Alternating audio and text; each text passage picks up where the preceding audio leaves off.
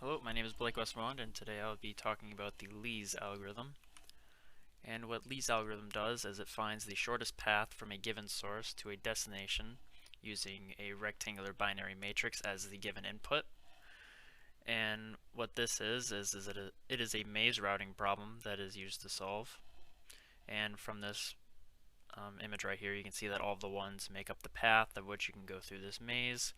And so we have the destination right here, and then we have the source right here. And then Lee's algorithm utilizes a breadth first search to find the shortest path from the source and destination.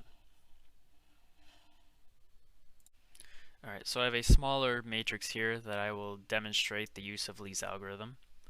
And so this matrix is just a small 5 by 5, just for time length purposes. And so for this problem, we have a source at the location of 0, 0, and that'll be marked by the red 1.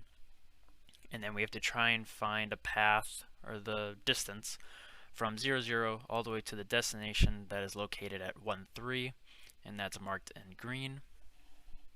And so what we will do first is we will take the source node, which is 0, 0, and we will put it in the queue.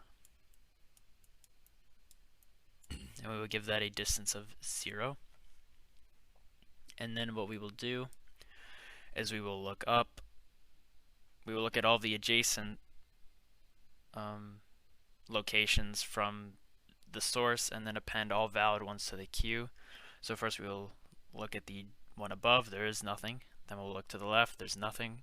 If we look down, we see that there is a 1 here at location 0, 1, so we'll go ahead and put that in the queue. 0, 1. This will have a distance of 1. Then what we will do is we will look right. See, there's another 1 here at location 1, 0, so we're going to put that in the queue. This will have a distance of 1. So then we will go on to the next node in the queue, which is 0, 1. So at 0, 1, we look up. There is a 1 here, however, we've already looked at this one, so that will be invalid. Then we will look to the left, there's nothing there. We will look down, there is a valid 1 here at location 0, 2, so we'll go ahead and append this to the queue. 0, 2. Then what we'll do is we'll mark this with a distance of 2. And then what we'll do is we will look right, nothing there, so then we will cross this out, and we move on to the next one in the queue, which is 1, 0. So at 1, 0, we look up, nothing there. To the left, there is the source here, however, we've already looked at that, so that's invalid. Look down, there's nothing there. To the right, there is a valid 1 at 2, 0, so we'll put that in the queue. 2, 0, and this will have a location, or a distance of 2. We'll cross that out and move on to the next one. So at 0, 2, if we look up, there's a 1 here, however, we already looked at that, so that's invalid. If we look to the left, there's nothing there. We look down, there is a valid 1, so we'll go ahead and put that to the queue. So 0, 3 will be put to the queue, and it has a distance of 3 from the source. And so then what we'll do is we'll look down, or right, sorry. We'll look to the right, and nothing there. And so what we'll do is we'll cross that out and move on to the next node in the queue, which is 2, 0, sorry. So at 2, 0, we look up, nothing there. We look to the left, we've already looked at that one. We look down, there is a valid node here, so we'll go ahead and put that in the queue. So we'll put 2, 1. This has a distance of 3. Then we look to the right, nothing there, so we'll cross that out and move on to the next one. So at 0, 3, we look up, we already looked at that one, so that's invalid. Look to the left, nothing there. At the bottom, nothing there. And to the right, we actually have our destination here, located at 1, 3. So what we can do is we can go ahead and stop the algorithm.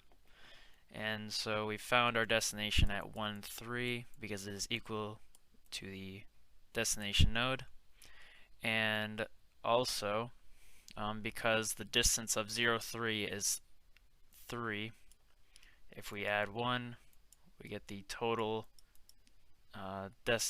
total distance from the source to the destination of equaling 4. So 1, 2, 3, 4, and there we go. So the total distance from source 0, 0 to the destination located at 1, 3 is a distance of 4. Looking at the time and space complexities of Lie algorithm, we can see that it has a time complexity of big O of m times n, and then it also has a space complexity of big O of m times n, and m represents the width of the matrix, and then n represents the height of the given matrix. And then Lie's algorithm is limited by its slow runtime because it utilizes a breadth first search. However, the trade-off is that it'll always give the optimal solution if a solution exists. Lie's algorithm also requires a considerable amount of memory, depending on the size of the matrix.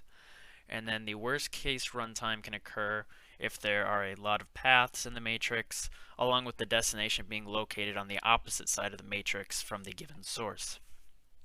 And so that is my explanation of Lie's algorithm, and I hope you all have a good day. Thank you for listening.